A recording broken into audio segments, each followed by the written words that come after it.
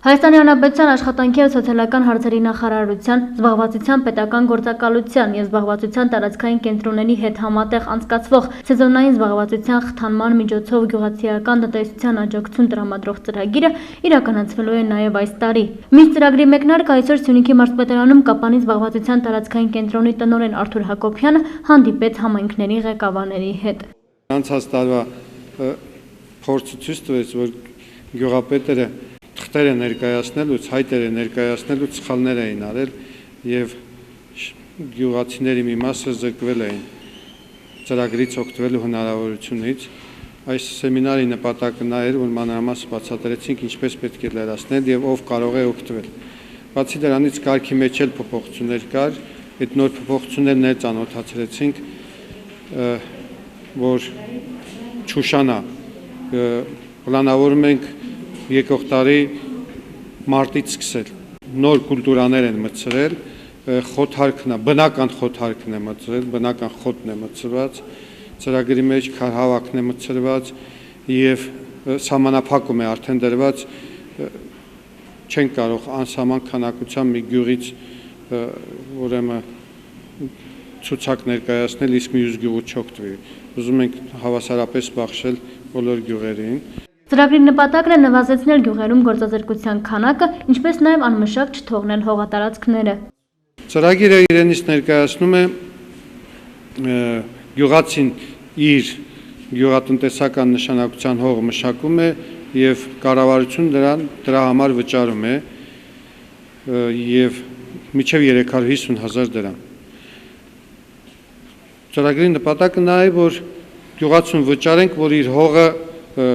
անտեր չմնա, չփչանա, էրոզիայի չի ենթարկվի։ Առաջնահերթություն տրվում է նախ տարածքի առումով տրվում է սահմանամերձ գյուղերին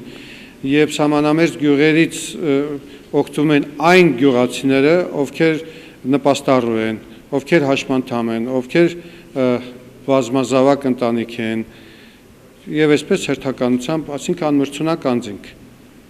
որը երևում է մեր զբաղվածության կենտրոնի բազայում։ Գյուղացիական տնտեսության աջակցություն տրամադրող այս ծրագիրը նախարարությունը իրականացնում է 2014 թվականից։ Արթուր Հակոբյանի փոխանցմամբ անցած 2 տարիների աշխատանքը գոհացուցիչ էր, տարեստարի ծրագրից օգտվող համայնքների քանակը ավելանում է։ Առաջին տարին ծրագրից օգտվեցին 8 գյուղ, 51 գյուղացիական տնտեսություն։ Այս տարի մասնակցեցին 30 գյուղ, 181 մարդ։ Հանդիպմանը կազմակերպիչները պատասխանեցին նաև համայնքի ղեկավարների հարցերին։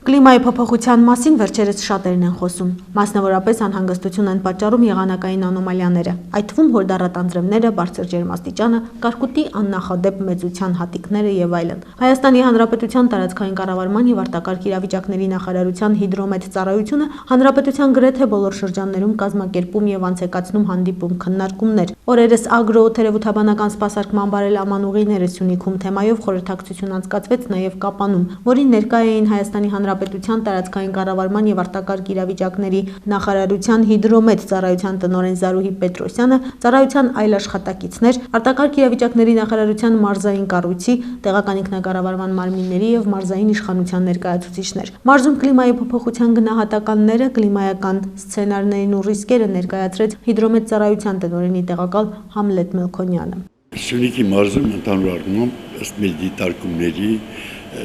բոլոր օդերթաբանական կայանները ապագայում մինչև այժմ, սկսած 35 թվականից մինչև 2014 թվականը դիտվել է ջերմաստիճանի աճ։ Տարբեր կայաններում օդերթաբանական տարբեր տեմպերով են փոփոխվել, ես ինչպես նշեցի 0.7 աստիճան ցելսիուսից մինչև 1.3 աստիճան ցելսիուս։ Դա տարբեր տեղանքում տարբեր արագությամբ են փոխվել, իսկ տեղումները նվազել են յուրաքանչյուր տարածքում մինչև 3.5%-ով նվազել են։ Համլետ Մելքոնյանը խոսեց նաև ապագայի կլիմայական փոփոխությունների մասին։ Ապագան ես կարող եմ ասել 2010-ից մինչև 2030 թվականի միջին մեծությունը ջերմաստիճանը Սյունիքի մարզում շուրջ 1.1 աստիճանով կբարձրանա, իսկ այլ ավելի հեռու ապագայում դարավերջի վերջին 2070-ից մինչև 2100 թվականը միջին մեծությունը իր նորմայից կգերազանցի շուրջ 3-4 աստիճանով։ Հիդրոմետծառայության տնօրեն Զարուհի Պետրոսյանը հերքեց այն բոլոր խոսակցությունները, թե ամռան ընթացքում 46 կամ 47 աստիճան ջերմաստիճանի բարձրացում է արձանագրվել։ Այս տարի Սյունիքի մարզում վտանգավոր հիդրոթերապանական երևույթներ չեն գրանցվել բացառությամբ տաք բարձր ջերմաստիճաններին, 39-40 աստիճանը գերազանցող ջերմաստիճաններին, որոնք գրանցվեցին Սյունիքի հովտային շրջաններում, հատկապես Մեղրիում, եւ տեբական անձրևների բացակայությունը։ Կարելի ասել ամառային մոտ 2 ամիս անընդմեջ մենք ունեցել ենք երաշտային իրավիճակ Սյունիքի հովտային շրջաններում։ Արանքում միայն 1-2 տեղումներ դիտվեցին, որոնք բնականաբար չէին կարող բարելավել հողի խոնավության պաշարների ուրեմն պակասը։ Այդ վտանգավոր երևույթներից այս տարի դիտված կարելի է նշել ապրիլին դիտված հրետանությունը Սյունիքի հովտային շրջաններում, նույնիսկ 3-րդ տասնօրյակում բացասական ջերմաստիճաններ գրանցվեցին, առավելագույնը գրանցվեց 42 աստիճան, ամառային ամիսների ջերմաստիճանը, տեսեք, այս տարի չի եղել որևէ ամիս, երբ Սյունիքի մարզում միջին ամսական ջերմաստիճան նորմայից ցածր լինի։ Ապրիլին մոտ մի քիչ բարձր եղել, մնացած ամիսներին 2-ից 3 աստիճանով է բարձր եղել, իսկ ամառային ամիսներին հունիս ամիսներին նույնիսկ մինչև 4 աստիճան միջին ջերմաստիճանը բարձր է նորմայից։ Տեղումները եղել են նորմային մոտ եւ 1.5-ից 2 անգամ ավելի եղել փետրվար, մարտ, օգոստոս ամիսներին, մնացած բոլոր ամիսներին նորմայից պակաս էր, խիստ չոր էր հունիս-հուլիս ամիսը, ընդամենը 13-ից 40% է կազմել ամբողջ տեղումներին։ Հանդիպման վերջում հիդրոմետծառայության պատասխանատուները տեղումնաչափեր հանձնեցին ոլորտի մասնագետներին, բացատրեցին դրանց տեղադրման, օգտագործման եւ տվյալների հաղորդման եղանակները։